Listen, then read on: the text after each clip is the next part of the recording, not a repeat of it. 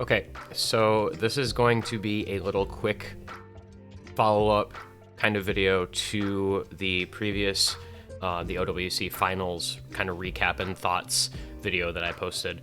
And I want to talk about two topics in this one that I kind of intentionally ignored yesterday because that video was already getting long enough, and there were a little bit more hot button kind of topics that I didn't really feel were appropriate to include in something that was, kind of just trying to be talking about the matches themselves. There's a couple things that have come up over the past couple of days since the matches, which are the first one being the concept of bias in commentary, and the second being the kind of drama surrounding the I'm a Fancy Lad disconnection on the tiebreaker against Germany. So we're going to just really quickly talk about those two things. This one shouldn't be nearly so long as the other. So first topic here is the accusations of bias that we've been seeing. And I don't want to pretend like I'm a victim and I'm the only person who this has happened to, because it happened with Azer casting Canada matches. It happened to Monkiatsu Amani casting Australia. It's happened multiple times before. I'm not the first one to have this accusation, but it kind of stuck out to me in the United States-Germany match because of a couple factors. So we had two United States casters on that. And it was a little more directed, it felt like. And this was a match where I tried really, really hard to talk about Canada at length, a lot. Before these matches, we do... I can't speak for everyone, I should say, but many of us do a lot of prep work, so I'm not going to go into my whole behind-the-scenes thing, but I spend a lot of time watching matches, looking at MPs, comparing scores, comparing picks, comparing bans, comparing players for any match that I'm commentating. It doesn't matter if it's the United States versus Germany. It doesn't, it could be, Singapore versus Ukraine. Like, I'm going to take the time to put in to make sure that I know as much as I can about the matchup itself so that I can provide the best product to the viewers on the stream. And I think, typically speaking, that we do a pretty good job of that. We have commentators from all over the world, but the primary limiting factor is that it's an English stream. So we have to have mainly, casters who are very, very comfortable with the English language, casters who are at a high level of casting in general. And so, we end up with a decent number of American casters. We have a couple of British casters. We have, aforementioned Amani as well as Kano, who are Australian. And so we have people all over the world, and, it's based in time zones, right? Like, somebody who's from Australia isn't going to be able to cast a match that's at 3, 4 a.m. their time. It's just, unlikely to happen. So for a match like United States-Germany, yes, it ends up with two American commentators. But I made the very directed decision going in that I was going to study Germany as best I could. I was going to talk them up as much as I could. I think... We talked a lot about, how well Whitecat was playing, how good this team is at mechanics, how surprising it was that they overperformed on some of the maps that we didn't expect them to, how great Kriller has been for that team as a new addition this year. I think we did a lot of good things in terms of making sure that everybody knew that this Germany team had something special and was really going to push the United States to their limit. USA is kind of a known factor at this point. They've won, 3 years in a row. They've been in the grand finals every year. Like, it's a known factor how good they are, but they brought in a bunch of new players too this year, right? So we have to give them their time, even though they're a team that everybody sees. And I think people are kind of sick of seeing, quote unquote, I see that being bandied about quite a bit. And it feels quite unfair to them to be sick of them winning because they've had such different teams year over year. 2019 to 2020, they switched out, I believe, 4 players. 2020, 2021, they did the same thing again. So this is a very different roster. So you need to be able to talk about that and talk about those changes. But I think what underlies that most is that we're trying to be objective about these teams. We really are. And the team that wins is always going to get a little bit more of the focus. Like, it's really hard to avoid. United States is winning, they go up the break point. That's what we're going to talk about. I still was talking about Whitecat when he was FCing maps that they were losing. He got a 1x100 on the DT1. I mean, this is ridiculous performance. So to go to that much length to try and prepare objectively for both teams' expected performances and to try and know as much as possible about both teams, and then to have viewers and fans turn around and say, oh, you guys are biased because you had two American commentators and blah, blah, blah, this, that, and everything. Like, it's disingenuous. It is factually inaccurate. And it's rude. I mean, I get that criticism will happen, but I would much more appreciate criticism of my commentary for the commentary itself, not for allegedly being biased, which I feel, and based on feedback from a decent number of people, I think we did a pretty good job of. So these accusations of, well, they're biased because they're American commentating a USA team and they obviously want the USA team to win. I mean, we're only human, man. Like, yeah, we're American. We're most likely going to have a little bit of rooting interest for our home country. Like, it's hard to avoid. But we tamp that down because we're professionals. We're out here and we're trying to put on the best show possible for the people watching.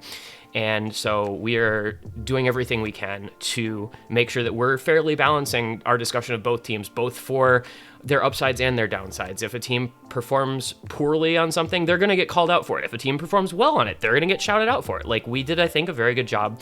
And over the course of the tournament, I think most of the commentators, if not all of the commentators, have done a very good job of that. So I would like the viewers to take it upon themselves to take a second and think about the fact that we are real human beings. And yes, we have our failings, but at the same time, we're working actively to avoid falling into the trap of only talking about the country that we're from, of falling into the trap of talking most about the team, that maybe we have this slight rooting interest for, because we are doing a lot of work behind the scenes to prepare and be ready and know as much as possible about both teams and to talk about both teams for what they're good at and to hype them up, because it's Osu, man. Like, this is not a huge game, and so we want to be able to bring as much hype and excitement for both teams, whether it's an upset win or a sweep by the favored team. It doesn't really matter. We're trying to put on a great performance on our part as casters to match what the players are doing on their side. I know one of the things that people were talking about a lot was Chillier at the end of the match saying, we didn't blunder too hard. And I feel like that needs to get explained a little bit because people are willingly taking it out of context. So Chillier is one of the hosts of the tournament, right? He was brought in this year as a new host for OWC alongside, or for the World Cups in general, alongside Leo and Azer.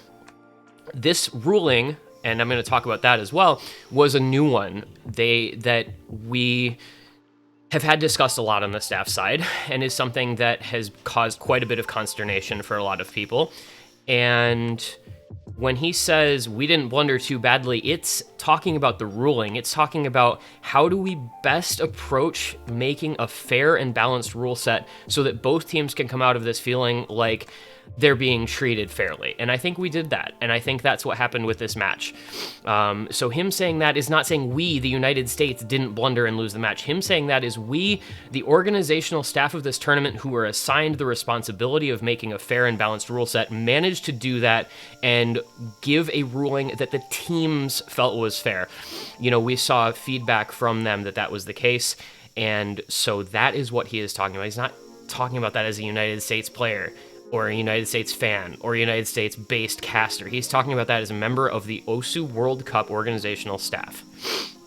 And so I would like people to think before they post about people being biased, because we work incredibly hard not to be. And that's basically all there is on that topic. The other one, of course, is the I'm a fancy lad DC score counting issue. So the point that people like to refer back to, of course, is the United Kingdom versus Taiwan back early on in the tournament. That was, all the way back in, what was it, quarterfinals losers bracket or something along those lines? I have to find the MP. Yeah.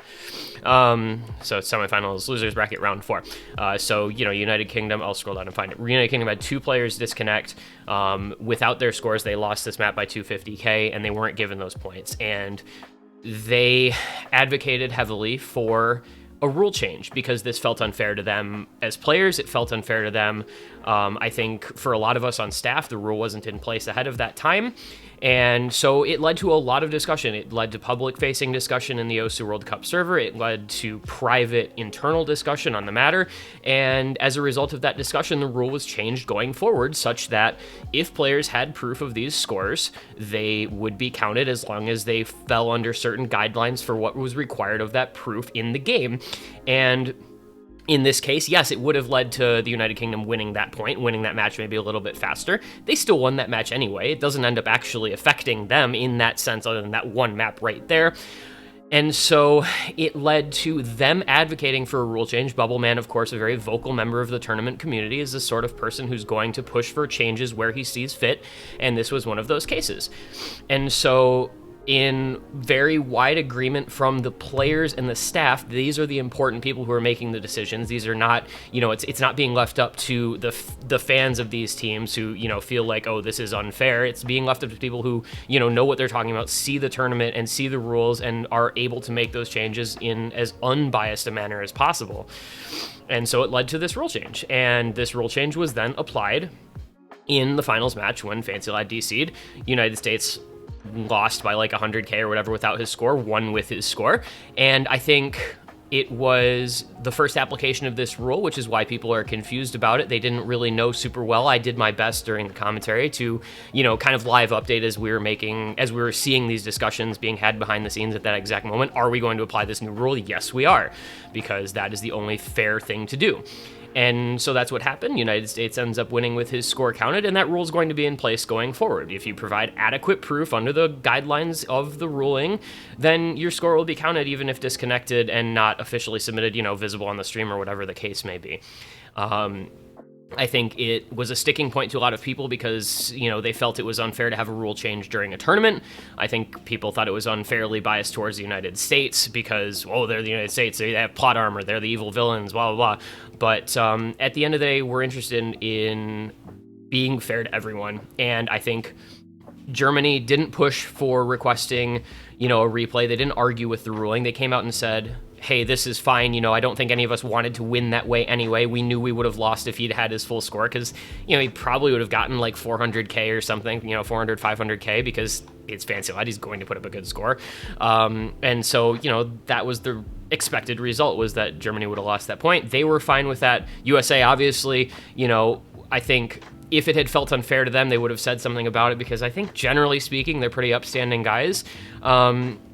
And so it ended up being a conclusion that was fine in the eyes of all the players and all the staff. All this outrage that we're seeing about is really coming from the viewers who aren't as familiar maybe with these rule changes, who aren't involved directly in the match, who aren't looking at what the players are saying in the lobby, who aren't seeing what they're saying in the post-match in the OSU World Cup official server where Dust Ice came in and literally said that, yes, this is fine. Germany wouldn't have wanted to win this like that. So I think people get stuck on the fact that it's a rule change mid-tournament, but it's a rule change that's needed to be in place since all the way back in 2018, if not earlier. People will remember Vaxe disconnecting during double time on No Thank You. His score wasn't counted, even though it would have meant the United States won by a lot. They end up losing the first set, going to bracket reset before finally winning. And that could have been a situation that played out a lot differently. So I think this was a rule that has needed to be in place for quite some time. We finally got kind of the impetus for the rule change to occur, and it happened to occur now. You can make the argument that it feels unfair retroactively to United Kingdom, but I think at the same time, you want to be more forward-looking. So we want to make the best ruling for the teams at hand, and I think that was what happened here. The rule was put in place during the tournament, the rule was applied during the tournament, and it resulted in an outcome that maybe some people weren't happy with just because they're sick of seeing United States win. Maybe they felt like it was screwing a couple people over, due to previous rulings, but the fact of the matter is the rule was put in place, the rule was applied fairly exactly as it was supposed to be, and that is really all you can do. That's how rule changes work. That's how rulings work. I think nobody's perfect, but the organizers try to make sure things are as fair as possible and are applied as fairly as possible. And the outcomes are ones that feel, even if not positive for Germany as they lost, they still feel fair to both teams. And that's what ended up happening here. And that's what leads us to United States being, back in winners bracket grand finals once again, and Germany dropping down to face off against South Korea. So those are just some thoughts on those two matters because they're things I feel like I should address because, one of them affects me personally. The other one is something that I think people were a little confused about. And so, just wanted to take a few minutes to kind of explain my perspective as well as, kind of more of a little bit of an official viewpoint on the rule change. So that's all we've got for today. I might do another video, maybe a little more in-depth preview analysis for the couple matches coming up this weekend, so stick around for that. But otherwise, thanks for watching this one, and if not sooner, we will see you guys on Saturday for South Korea versus Germany in losers final.